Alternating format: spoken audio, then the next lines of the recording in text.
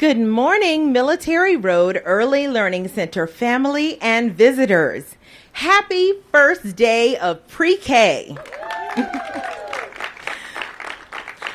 My name is Amelia Hunt, and I'm excited to officially welcome you today as we celebrate new beginnings. I extend enthusiastic greetings to Mayor Bowser, Councilmember Louis George, Chancellor Farabee, Superintendent Grant, and other community leaders. I appreciate your support of us today and beyond. Thank you to the dedicated teachers and staff of Military Road Early Learning Center. Your hard work made this milestone possible. Today represents the beginning of an especially significant time in the lives of our youngest learners here at Military Road and across the District of Columbia. The experiences our children have this year will set them on a course of intellectual curiosity, collaborative problem solving, creative discovery, and academic adventure. While years from now, many may not explicitly recall their time in pre-K, they will remember being excited to come to school each day to engage in tasks that made them feel confident, smart, and successful. They will remember feeling welcomed, loved, and valued.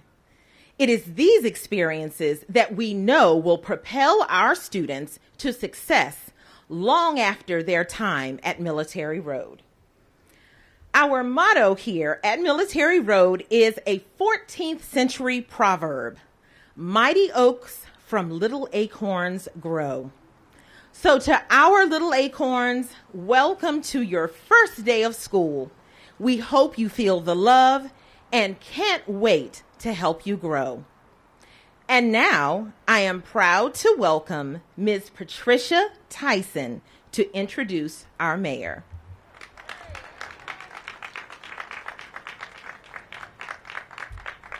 Good morning, everyone. It is an honor indeed to be here.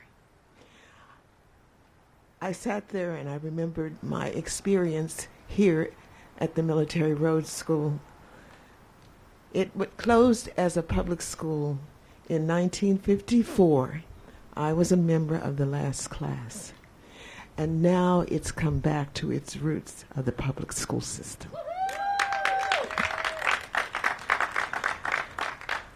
May I say to Principal Hunt, you captured everything that compiled my feelings and emotions about this facility. So glad you're back here and it's a public school once more. So thankful for the times that we learned here.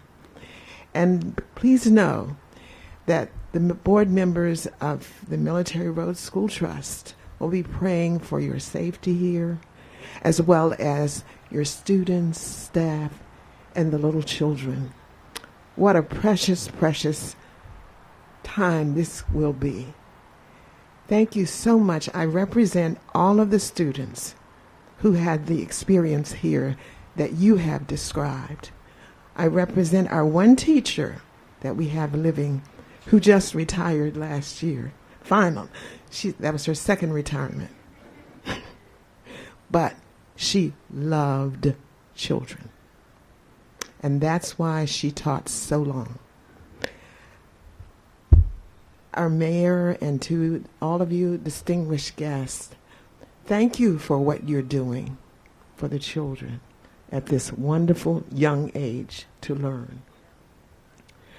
I have to say that in Ward 4, our organization, of course, here is based in Ward 4 because of the school. And just to let you know that we so much appreciate Mayor Bowser. When she was council person here in Ward 4, we found out real early that she loved children. She loves children. And I remember thinking, when she gets into office, the children of this city are going to be blessed. Thank you. We know your heart. We know you have many things to take care of, and what a difficult job. But we're praying for you, and we're thankful for you.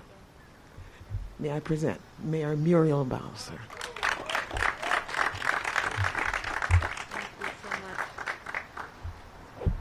Well, let's hear it for the class of 1954 from the Military Road School. And Patricia Tyson, who not only reminds us of the history of this beautiful school, but of Brightwood's history too. And frequently you will find her in period garb, so that we all recognize the rich tradition, Civil War history, Black history, that we can celebrate right here in Brightwood. Let me acknowledge her council member, Louis George, the Chancellor of D.C. Public Schools, and the Superintendent of the State Board of Education, who have also joined us, along with our DGS director and neighbor, to talk about schools. I agree with Ms. Tyson, Principal Hunt. Your remarks made me want to go to pre-K 3 at the Military Road School or at the Stevens School. You have the privilege of leading two new early learning centers in the District of Columbia. And we have the privilege of celebrating with this opening our real commitment to early education in the District of Columbia, and a model that we have started here with early learning centers. And I am just very proud that we're going to grow this one right here in Ward 4. On Monday, the Chancellor began his Super Bowl week in opening and welcoming back kindergartners through high school students. And today, we welcome back our youngest learners in pre-K 3. We know that this building has a special connection to our city. You've already heard that it was one of the first schools to teach Black children in D.C. when it opened in 1864. And I am pleased, as Pat has noted, to welcome this historic building back to the D.C. Public Schools portfolio. I think this was one of the Chancellor's first big ask. Wasn't it? It was one of his first big asks. And I'm happy that he pursued it so aggressively, and we were able to bring this building back. I want to thank you also to Pat and her fellow alumni and the Military Road Historic Trust, who have played a very significant role in preserving the school. When it was first renovated, I remember us walking the halls and making sure that it preserved its history, and we were very lucky to have so many people who remembered it and could be a part of that process. The Brightwood Community Association has always been a huge partner with us to help us guide the work through a school advisory group and have given the school a warm welcome. I also, again, want to thank our school communities for all their tireless work to make the first week of school a reality. Our educators, who did an amazing job pivoting and innovating during the time we had to stay at home. Our support staff, who have largely been in the buildings throughout the pandemic. Our parents, who had to switch to become at-home parents and teachers, and of course our students who have just exercised such resilience. It is a joy to be here and see our children learning in person. We talk frequently, and we're very proud that our school district is the fastest improving urban school district in the whole nation. And we know part of what got us there is our commitment to universal pre-K. But our history as a leader in preschool goes back, and it goes all the way back to the 60s when D.C. was one of the first cities to start Head Start. And because we have always known that access to free preschool is an equity issue, preschool makes a critical difference in the rest of a child's academic career. We are proud to be one of only a few cities in the nation, and certainly in this region, to offer both free pre-K3 and pre-K4. And today, there is no doubt that families across the region know this, especially the families who have young children who choose to raise their families right here in D.C. Each year, DCPS enrolled 6,000 preschool students across all elementary schools, and more than 92% of our youngest learners are meeting or exceeding expectations.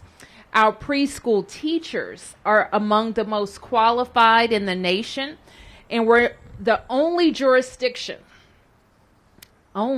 Chancellor, to pay our preschool teachers on the same pay scale as their colleagues in elementary, middle, and high school. And we know when we can get our kids in at pre-K3 and educate them through kindergarten, they go on to outperform national literacy averages. So going into the pandemic, we had almost 14,000 of our 17,000 3- and 4-year-olds enrolled in universal pre-K. Now, it is our charge, all of ours, to make sure that we get back there and that all of our families are enrolling their children. So I want to thank, I've thanked a lot of people, but I have to thank the taxpayers because they never hesitated. When we said we wanted to make this huge investment in universal pre-K 3 and 4, unlike the taxpayers that surround us, they say yes, we'll do it. We're committed to doing it because we know that's how we equalize opportunities for young people. D.C. residents demanded high-quality neighborhood schools in every corner of the city, and that's our march forward. Since 2007, we've made historic investments in our public schools. In just the past 2 decades, 76 schools have received full modernizations. Even last year, in the midst of the pandemic, we invested $75 million to expand early learning at 17 schools and add 720 early learning seats. This year, we also made big investments in transportation for schools. In addition to Kids Ride Free and on the top of the OSSI bus program, which we continue to seek drivers and attendants for, we're hiring. We also have 24 new shuttle bus routes where kids are getting picked up and dropped off at their schools in Ward 7 and Ward 8. And we're not done yet. We like to keep investing in our successful programs, and in the upcoming budget, we increased our student funding formula by 3.6%, and we're investing more than $5 million to expand our pre-K programs, building on the $75 million we invested last year. They will be supported with more than $200 million additional for our child care facilities, where many of our children are getting their first exposures to classroom learning. We have also dedicated nearly $43 million in state and local COVID relief funds to support and sustain the child care sector. And part of that work to add additional seats will happen right here at the Military Road School, where we'll have 2 new pre-K classes, 2 new pre-K 4 classes, and 2 pre-K classes for our special education students. So today is a big day here. We're very proud. And for many of our kids, this is their first time being out of home, and their first time coming anywhere in person outside of their family activities. So you may have seen some tears from parents, and I know teachers and administrators are just ecstatic. And I want to call attention to something I know the chancellor is going to talk about as well. That's making sure families are doing everything that we can to support our teachers and administrators and our fellow parents in taking the pledge. We all want to take the pledge. And part of that pledge is making sure that every eligible student gets vaccinated and all staff members get vaccinated. So welcome to the Military Road Early Learning Center. And with that, I want to introduce your council member, Louis George.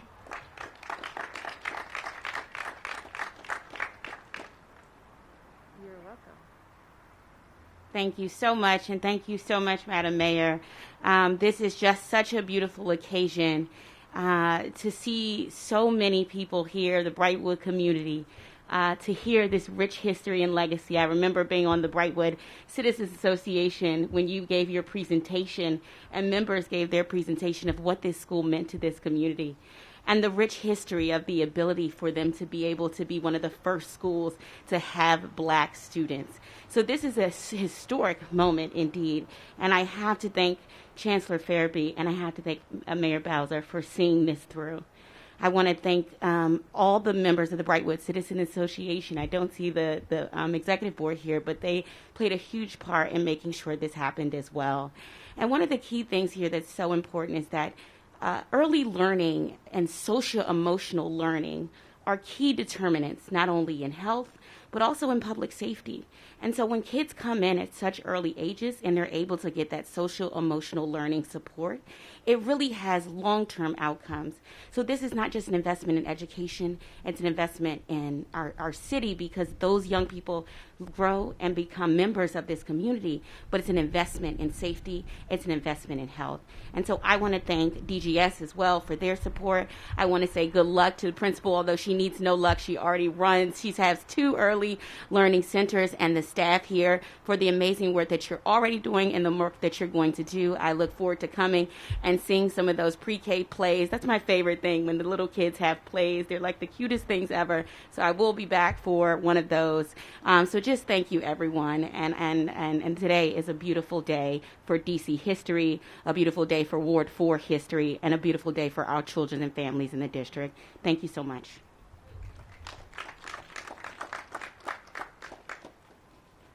So with that, I want to invite our public schools team, the members who are here, our leader of DCPS, Chancellor Louis Fairby, and the State Superintendent for Education, Dr. Grant. Dr. Fairby.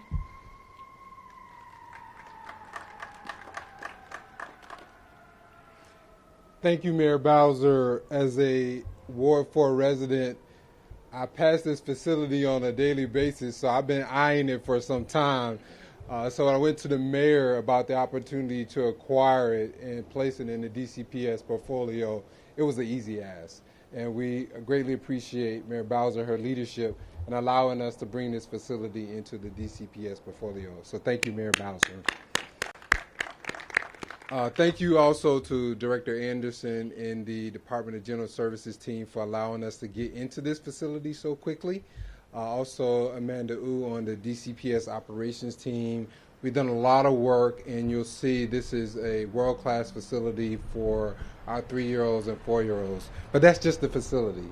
Inside the facility, we know we have a phenomenal leader we heard from earlier, and Principal Hunt, thank you so much for your leadership. I love the analogy of the acorns. It's a reminder of how we continue to nurture our youngest learners and ensure that they're loved, challenged, and prepared. So again, thank you to your entire team.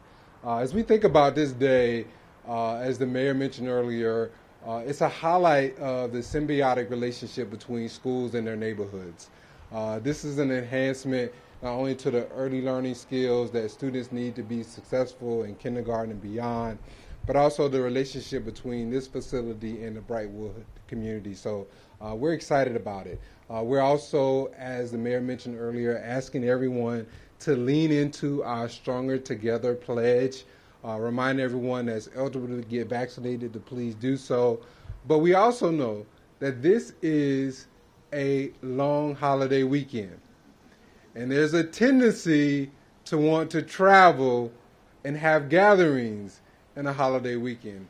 And we're asking all our families, as you take this pledge, to be smart about your choices this weekend, because we need to continue to operate school. We've had a great first week. We're capping out a week of excitement, enjoyment for our young people, and we want to continue that into next week as well. So we're reminding everyone to please be smart about their activities on this holiday weekend and join us in taking the pledge. And the final reminder is we're still open for business. We see more and more young people registering and enrolling. The mayor highlighted our numbers for early childhood education. We continue to grow daily. We're asking families that haven't enrolled do so as soon as possible. Let's be sure that we get all of our young people back into the best place to learn, which is in our schools. Thank you.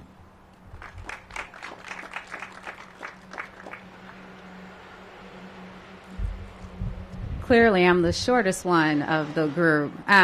Good morning. I'm so humbled to be here, Miss Pat. I think about the privilege and honor it is to receive an education, just to receive an education. And I'm humbled by all the great work that has come together to make sure that once again, children of this community, in this community, can receive an education. Principal Hunt, we've been together since day one. Congratulations for this great work, bringing us together once again. I had my notes, and then I just wanted to focus on the love you spoke of. It's such a moment of love across our district as we're opening our schools and we're seeing our students return and the bright joys on their face and the anxious anxiety of their parents, but seeing moms and dads say, no, get in the schoolhouse. You are in the schoolhouse. You are safe in the schoolhouse. And together, the education cluster, Chancellor, Madam Mayor, members of council, Director Anderson, and your leadership and the teachers that lead with you every single day, we are working to make sure that not only can we receive our children, but we can love our children, and then we can teach our children. I don't remember early childhood education, but I remember that I had early childhood education. I remember that I had access to universal education, 3-year-old, 4-year-old. And I ran into kindergarten. I was like, bye y'all, it's been great. And I stand here today because there were strategic investments in my education. And so, Council Member, Madam Mayor, again, thank you for the strategic investments in early childhood education. These little acorns will bear fruit. They will be strong trees. They will exist long after we are gone. And again, I'm excited and thankful. I echo the Chancellor's remarks. Please be safe this weekend. Be safe for yourself, but also be safe for our children. The decisions you make this weekend, every single day, ensure the schools can remain open and our children can come to school so that we can love them. Again, thank you. I'm so excited and I'm just so humbled by the power of education and all that we've come to do to make sure that our children can learn. Thank you.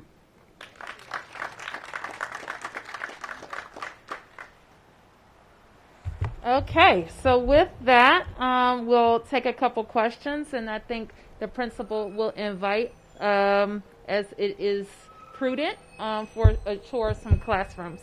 Questions? Yes, ma'am.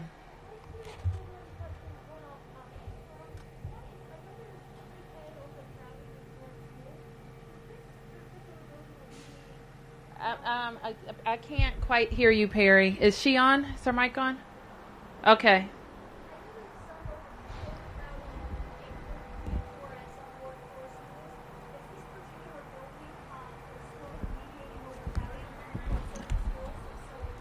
Well, this is a citywide school, Perry, and just like all of our pre-K 3 and 4 programs, parents can access this school by the pre-K 3 and 4 lottery. And there's no preference for residents at all? Are there any preferences here? I think We are at Stevens, and maybe not for this year. There will be an at-risk preference.